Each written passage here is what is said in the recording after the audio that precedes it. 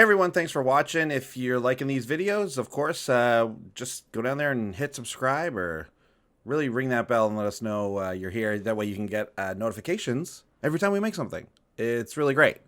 Okay, let's get into the deck tech from this week. Okay, so Go ahead. okay, so the deck we're brewing around this week is going to be Brudiclad Telcore Engineer, who is an Izzet commander. 4 blue, red, legendary artifact creature, artificer, 4/4. Creature tokens you control have haste. That's pretty good. At the beginning of combat on your turn, create a 2/1 blue mirror artifact creature token. Then you may choose a token you control. If you do, each other token you control becomes a copy of that token.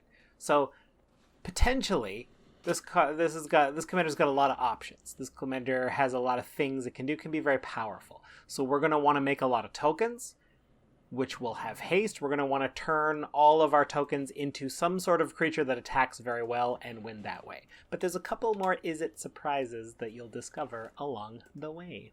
That's right. This Brudiclad, I mean, I'll just say it right off the top here. Brudiclad wasn't exactly the inspiration for this deck. In fact, it was a card from Guilds of Ravnica that you may be aware of. It's called 1,000-Year Storm.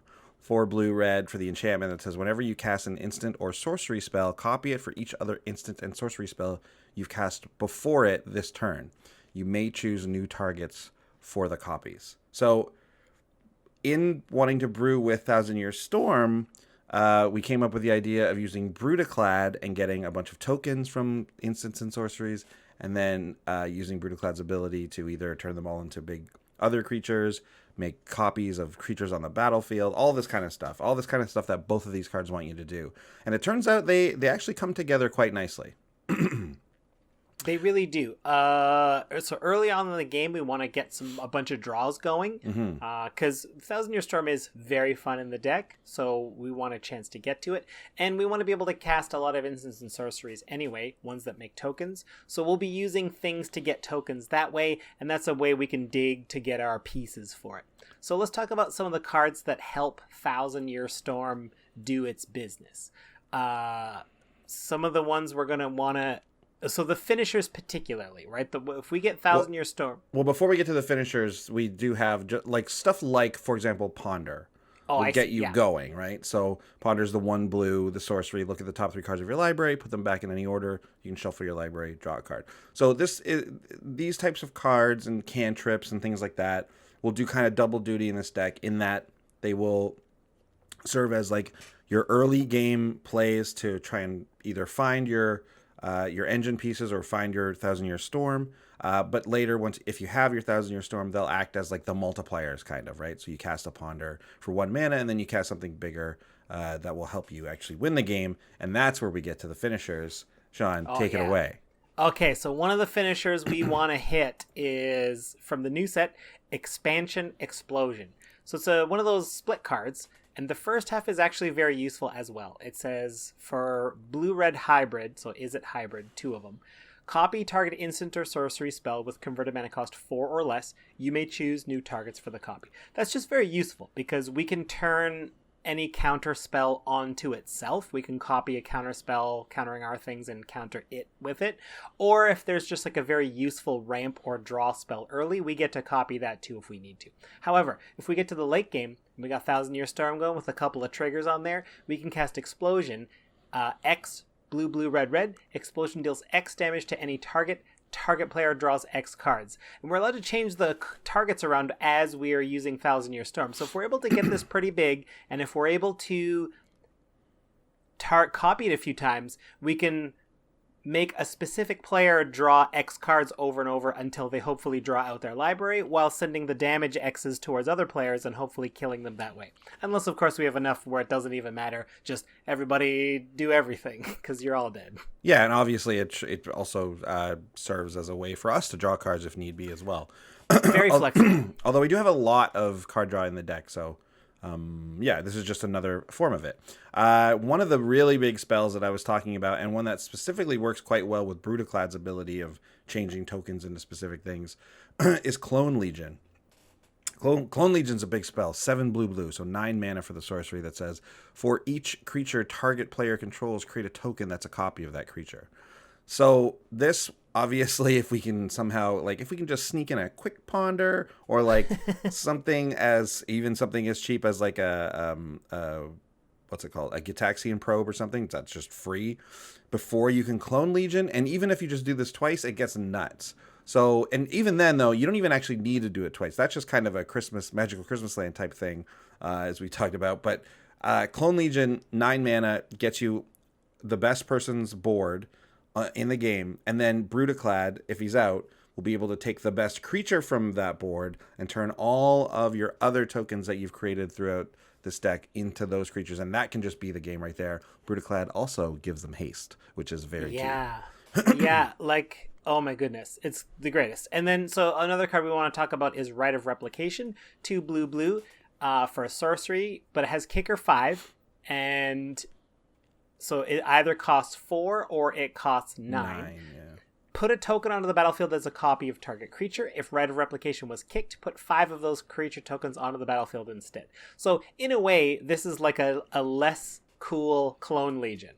Because Clone Legion is going to copy a whole board and make all of our tokens their best thing, whereas Rite of Replication is going to give us 5 of their best things. True. So there is a world where Clone Legion is worse than this, but I think a lot of times, but either way, we're happy to spend 9 mana on either of these and get a ton of the greatest thing on the board.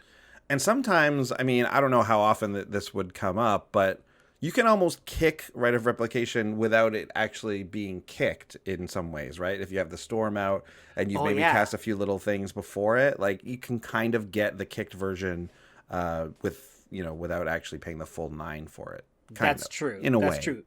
No, you're absolutely right. It's easy to fit this under 1,000-Year Storm a little bit better. Yeah, exactly. So very cool. And even sometimes though, even you just want the one, right? Like sometimes it's enough because you might have a bunch of Thopters out or something.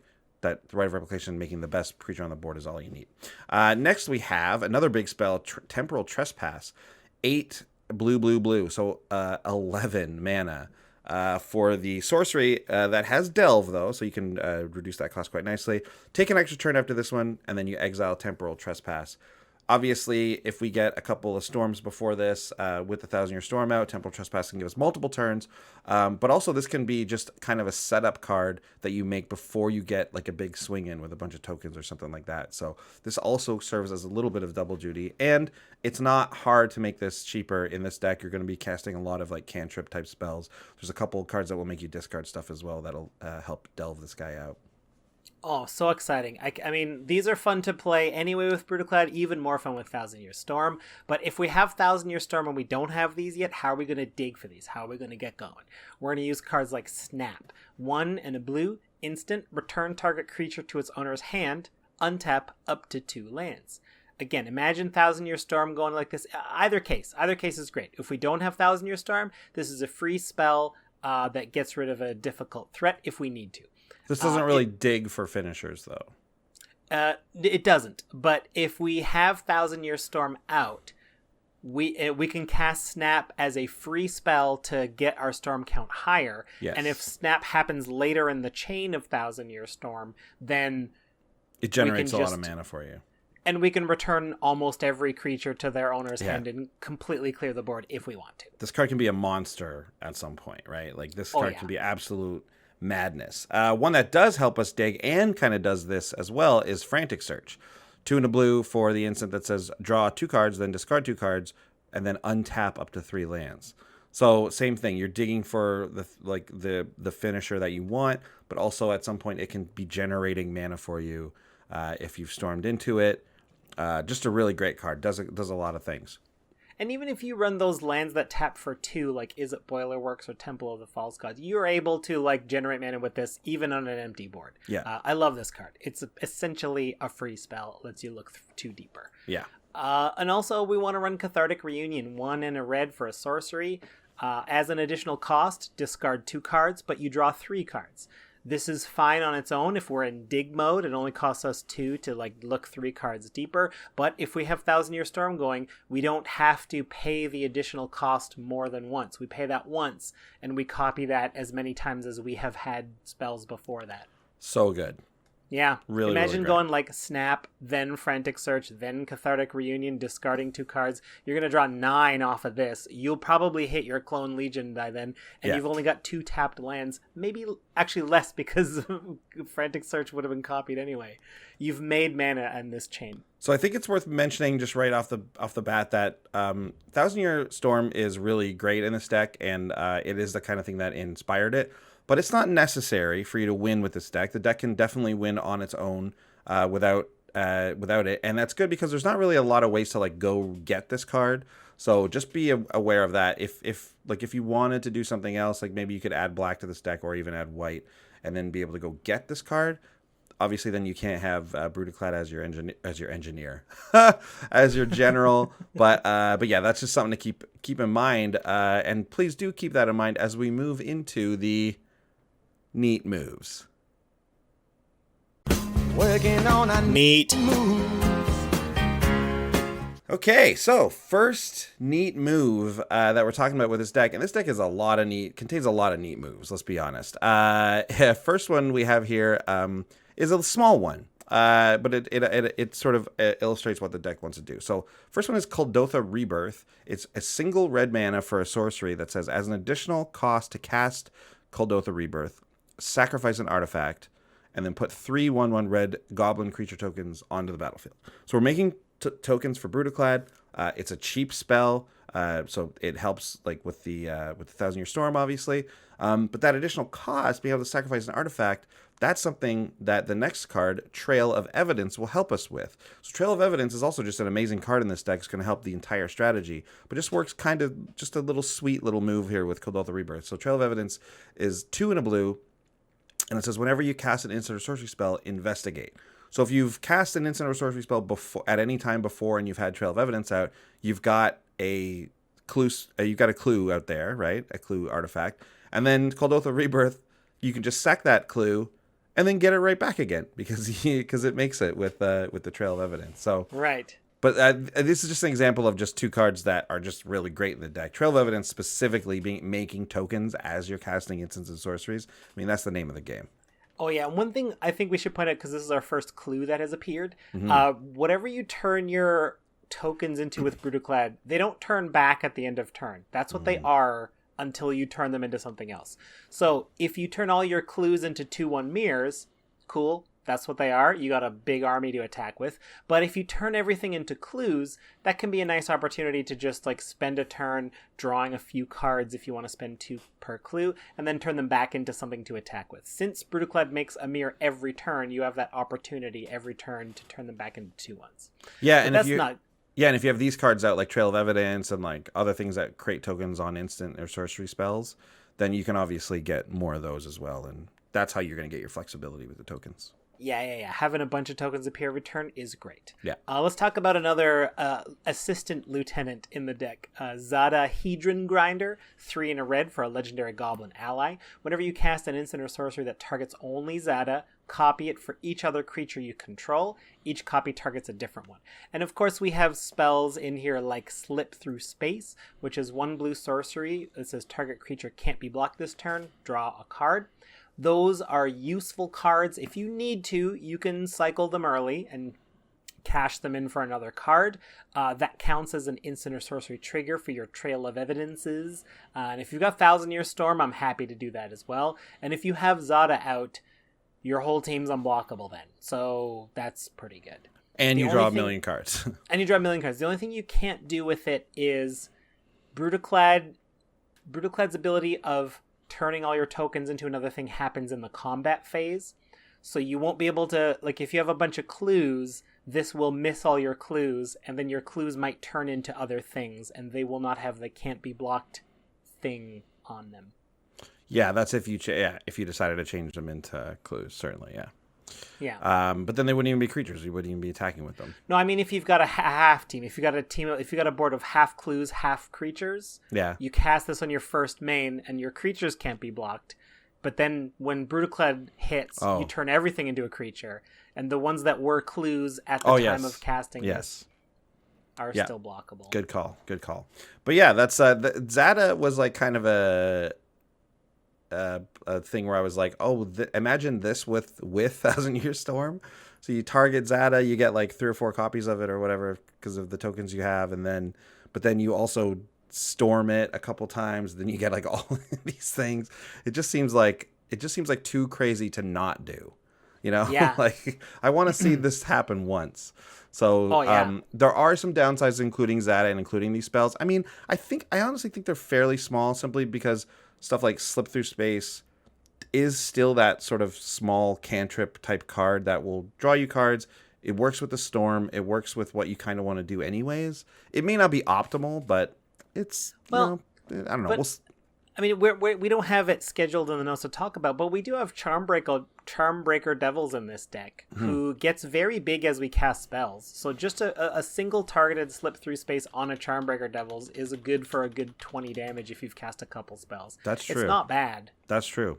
It also is very good with the next card, which is Jory N Ruin Diver, meaning that Jory N is 1 blue-red for the legendary Merfolk Wizard. It's a 2/3, and says whenever you cast your second spell each turn, draw a card. So these small like cantripy cards are going to allow you to get very easily to that second spell each turn, obviously, and Jory N is going to help you draw some cards because of it. It's only your second spell each turn, but we found it to be quite effective at digging through your deck and getting to the stuff you need to win the game.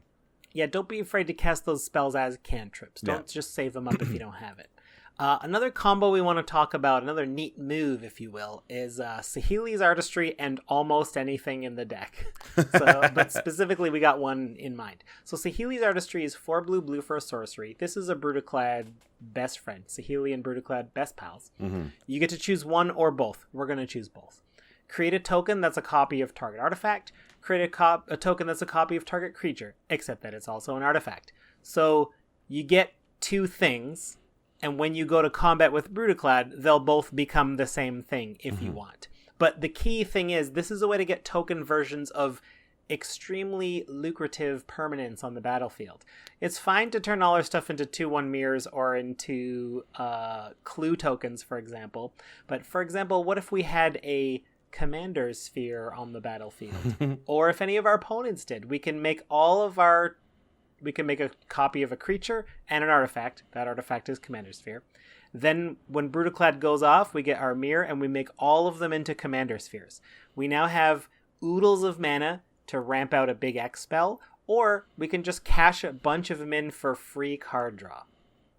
Yeah, that's like I think kind of either you have it's some kind of combo and you're going off with it at that point, or that's even can be a desperation move where you're like, okay, I need to draw a bunch of cards to get out of the situation, and that's going to help you do it. There's also obviously just the straight up version where you just make this into a Grave Titan or some other stupid creature, and then just your whole board becomes it, and it's great. Goodness. Good. Yeah, I mean, if your opponents have any giant... I mean, even if your creatures... We mentioned a Charmbreaker Devils earlier. Like, if you make your whole board a whole bunch of Charmbreaker Devils, then you're getting all your spells back during your upkeep, and every time you cast one, your whole team is getting +3/+0 powers. That's no, bonkers. +4/+4. Oh, yeah, it's bonkers. +4/+0. That's nuts. Knots. Okay, so and the last one here, this one's interesting. So it's a bit of a discovery here with Heat Shimmer, 2 and a red for a sorcery that says put a token into play that's a copy of target creature. It has haste, and at end of turn, remove this permanent from the game. So this is kind of talking about desperation moves. This is a little bit of that as well, a little bit. So it's 3 mana for a sorcery. You get the token. It has haste, but then you have to exile it, right?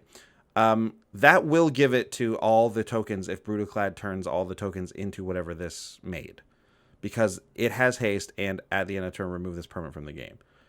I'm pretty sure, right? Yeah, because the way the spell is because it becomes worded, copies of it. Yeah, it gives the token the text at the end of turn, remove me from the game, exile me. So when you copy that, it'll copy all that text. So yes, everything Brudiclad turns into, unfortunately, will disappear. But if I have the opportunity to turn everything I have into, let's say, Grave Titans, exactly, it's fine. Exactly. So this card can win you the game with the right setup. which is why we're thinking it can be worth it to play. It's also just a neat little card to talk about, period, just because I think even though it is a temporary thing and it kind of wipes your board of your own tokens at the end, but if you can win in that turn, that obviously doesn't matter. Yeah, well, let's talk about the version where Brudiclad has been dealt with, but you do have 1,000-Year Storm. Like, if I can cast a couple of spells first, I can copy your best creature 3, 4, 5 times, and it's like, that's a fine deal. I'll take that deal. Definitely worth it. So yeah, those are some of the neat moves that we're talking about when it comes to Brudiclad and 1,000-Year Storm. What about a little bit of a surprise and/or a discovery?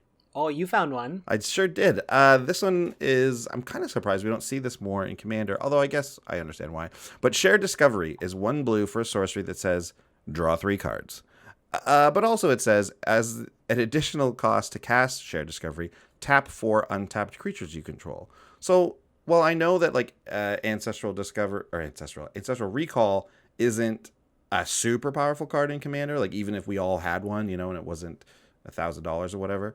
But Shared Discovery does a decent impression of it, and it is worth having. Like we run treasure cruises in decks sometimes, and especially in a deck like this where we're talking about copying it, we're talking about it leading into other things. So you tap 4 tokens you have because you have tons of tokens in this deck.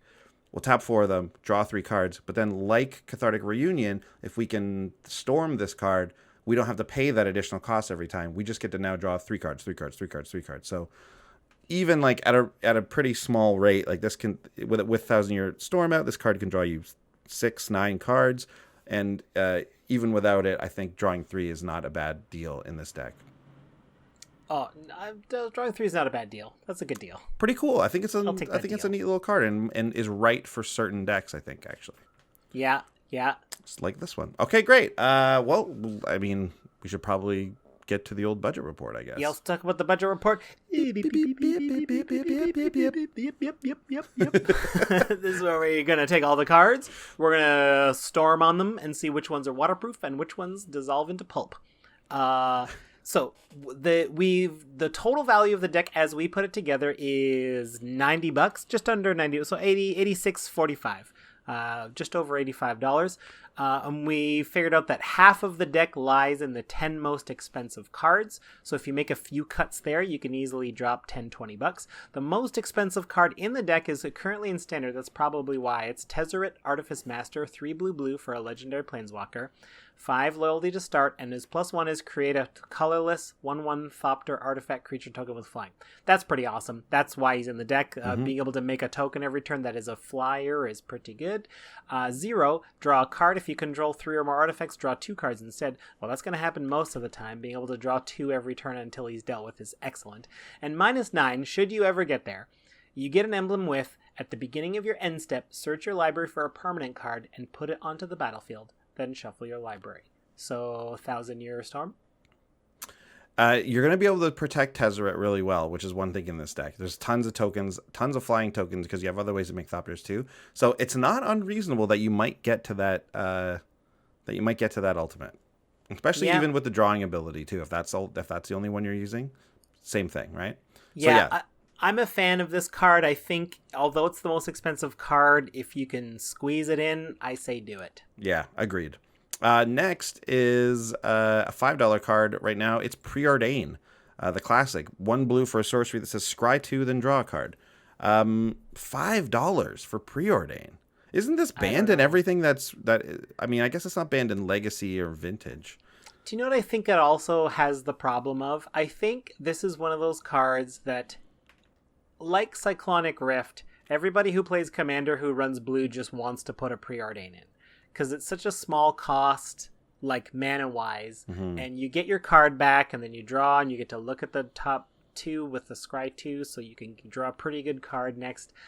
It's good early, it's good late, like it's, yeah. Yeah, I can see how it's just like stock utility, but for $5, I think you can cut it. Yeah, we have a lot of these types of effects, so for $5, if you're looking to save some money, definitely cut Preordain. This was printed in M11. I was playing Magic then, but I was kind of new back into it. And I had a bunch of Preordains that I just gave away as bulk because they were bulk at the time. Wow. And I was like, I probably gave away $20 worth of preordains. I'm sure you're not alone on that one. No. The final and third star of the deck. Rider Replicate. Rider Replicate. Another $5. Yeah, $5. As we said, it's the one that can kicker to copy 5. But as we mentioned, I mean, it's really nice to fit it in with other instants and sorceries. But you can get a similar effect in this deck with Clone Legion, so I don't mind saving $5 that way either. We've already knocked $10 off the deck just from 2 cards. Yeah, I think this is a very fun, reasonable deck. I agree, and like you said, like you knock $10 off pretty easily. You knock another 10 off if you take Tezzeret out, which is kind of just like another Thopter Maker. Like there's other cards that do that too. Even I mean, he's Tezzeret better than that. I agree. The potential of getting your 1,000-year storm is but you can good. very easily make this a $66 deck, which is pretty appealing, I think. And I think that this deck is actually pretty fun and can be competitive. So, oh my goodness. Yeah, just the way it is. So like $86, it's not too bad. But what about the 3 stars? What are the ones that work the best in this deck? What are the cards you need to have? I'll start it out. The number 3 star in the deck. This was a bit of a late addition to the deck as well. Niv Mizzet Parun. That's the 3 blue, 3 red, legendary dragon wizard from Guilds of Ravnica, the 5/5. He can't be countered, which is very nice. Flying. And whenever you draw a card, Niv Mizzet Parun deals 1 damage to any target, and whenever a player casts an instant or sorcery spell, you draw a card. Amazing. I heard you say Niv Mizzet Prune. Prune. I mean, that is kind of what we're saying when we say it all the time, right? Niv Mizzet Prune. What color is a prune? Purple? Hey, man. Yeah. What do you get when you mix blue and red? Perps. Purple. Totally. But obviously, I mean, the Mizzet's amazing. There's a lot with cantrips and small spells and drawing lots of cards from the storm. Niv Mizzet is going to be handing out damage all over the place. He's going to be drawing you a ton of cards. Like, it's kind of a no-brainer. And I know specifically the way we build mana bases, there's very little colorless mana. Now, obviously, you might be able to upgrade your mana base a little bit. You might be able to toss a few utilities in there. I think even with that, you're going to be just fine with the mana cost. You might not hit them exactly on turn 6 because of it's got a heavy color requirement there. But I don't think it's going to be a problem at all for you to hit them on 6, 7, 8. You're going to be able to hit them around there. And it's not like treasures. Yeah, right. And it's not something you crazily have to curve out into. But I wouldn't even really worry about it, honestly. Yeah. I think I'm going to make this guy the commander of my Niv Mizzet deck. I think I'm switching it. To Brudiclad. No, to Niv Mizzet. The Prune. To this Niv Mizzet. Prune. Oh, yes. To the Prune. To the Prune. I think this is a superior Niv Mizzet. Yeah. We're just talking commanders. I'm finding out that I think you're right. It draws more. The only drawback is the mana cost. Yep. And that's barely it's only 2-color deck, right? So it's barely even a drawback, really. Yeah. Okay, what's that number 2 spell? Ooh, number 2 spell in the deck is Tamio's Journal. Haven't featured this one in a while, but I love it. It's 5 generic mana for a legendary artifact. At the beginning of your upkeep, investigate. So it's putting tokens into the battlefield every turn, which Brudiclad loves. If we need to, we can cash those tokens in for cards early if we want to do that. But if we can tap and sacrifice 3 clues, we get to search our library for a card, put that into your hand, then shuffle your library. It's a great way to get our 1,000-year storm if we want it. It's honestly, this is one of the cards that works well with Brudiclad coming out early. Generally, I think you want to wait to get Brudiclad out because you want to know what you want to do with your tokens, whether you want to make them flyers to swing in, bigger things like copies and stuff, or like clues or whatever, or treasures. But Tamio's Journal is great because it comes out, it starts making them early, and then you can cast Brudiclad right after, and a lot of times turn the 2 or 3 tokens you have into clues and immediately go search for the card you want, right? So immediately. It's great. I think this card is amazing in this deck, right? Really, really strong. That's the number 2 star. And that's why the number 2 star. And I mean, we kind of know what the number 1 star is because it just pure nitro in the deck is 1,000. Oh, that's Epic Experiment. No, it's 1,000-Year Storm. That's the card. There it is. 1,000-Year Storm is we put the number 1 star because it just enables so much stuff, enables you to absolutely go off. And if you can get this going and get it to stick around a bit, you're probably going to win. Yeah. Yeah, this is one of those things, like, it's just so fun. It's just so fun to have out. If you can resolve this and have it stick around, you're going to do some fun and bonkers things. My only question is, what wins? 1,000-Year Storm versus 1,000-Year Elixir? Which one which one wins? 1,000-Year Elixir can help you not kill yourself from decking if you have 1,000-Year Storm out. Yes, that's true. Which is possibly a real problem we could have in this deck, actually. But I haven't run into it yet in the very limited testing I've done. But yeah, so there you go. I say which one runs out first? It's got to be the Elixir. I think the Elixir wins in that it keeps you alive. Like, eventually, the person sitting inside of the 1,000-Year Storm is just, like, looking out their window being like, I gotta go to the grocery store. This thing's gotta break soon. I'll just drink this elixir so I can live a bit longer. It's been 1,000 years. I gotta get to the grocery store. But after a full 1,000 years, if you're like 40 years old and you drink 1,000-Year Elixir, then that means you're going to last 100. Your lifespan will be 1,040. So you will outlast the 1,000-Year Storm, ideally, right? Yeah. It's like if it started when you're like, so if you last 1 year of the storm and then take the elixir, you'll outlast it. Yeah. Or even 1 day of it, really. But yeah. Good tip. So there you go. The elixir wins. It's a better card. Swap it out. All right. Great. Well, that's it. Thanks for listening. Let us know if you want to brew this deck. Let us know if you already have a deck like this. And what are your favorite targets for some 1,000-Year Storm shenanigans? We want to hear them in the comments or however you listen to this. I want to brew like 20 different decks with 1,000-Year Storm. It's do crazy. Too. Yeah. This card's amazing. Guys, thanks so much for listening. We'll see you guys next week. Bye. Big thanks to all our patrons who make these episodes possible. Yeah, and if you want to check out more comedy videos, check out our Brews News playlist. Make sure you follow us on Twitch TV to see when we play live. If you want to chat with us, head over to Twitter. We're @CommandersBrew. And please hit subscribe to ding the bell and find out when we got new stuff coming out. See you next time. Bye.